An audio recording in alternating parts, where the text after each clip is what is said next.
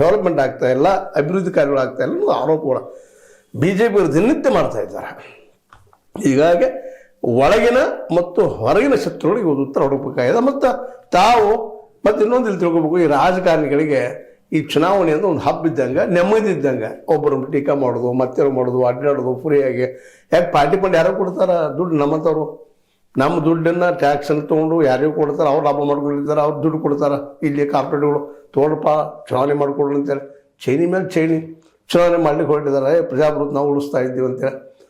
ಇದೆಲ್ಲ ದಿಶೆಯಲ್ಲೇ ಕರ್ನಾಟಕ ಸಿದ್ದರಾಮಯ್ಯನವ್ರಿಗೆ ಒಂದಿಷ್ಟು ಚುನಾವಣೆ ಮಾಡಲಿಕ್ಕೆ ರಿಲ್ಯಾಕ್ಸೇಷನ್ ಸಿಗ್ತದೆ. ಮಾತಾಡ್ತಾ ಅಡ್ಡಾಡಿದ್ರೆ ನೆಮ್ಮದಿ ಆಗ್ತದೆ.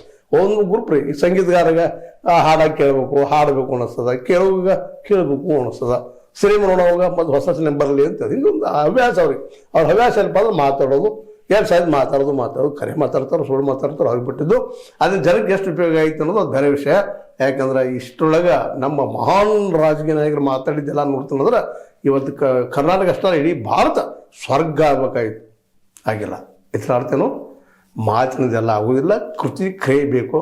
ಅದು ಅವರಿಂದ ಆಗ್ತಾ ಇಲ್ಲ, ಅದು ಪ್ರಾಮಾಣಿಕ ಕೃತಿ ಬೇಕು. ಅದಿಲ್ಲ ಅನ್ನೋದಕ್ಕಾಗಿ ಇವೆಲ್ಲ ಬ್ಯಾಡ್ ರಿಸಲ್ಟ್ಸ್. ಏನೋ ಇರಲಿ, ಚುನಾವಣೆ ನಿಶ್ಚಿತ ಬಂತು.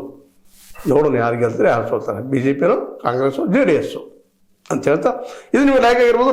ಲೈಕ್ ಮಾಡಿ, ಶೇರ್ ಮಾಡಿ, ಕಾಮೆಂಟ್ ಮಾಡಿ, ಜೊತೆ ಸಬ್ಸ್ಕ್ರೈಬ್ ಮಾಡಿ. H16 ನ್ಯೂಸ್ ಅರ್ಥದೇ ಚಿತ್ರ ಇದು ಸತ್ಯದ ಕೈಗನ್ನಡಿ.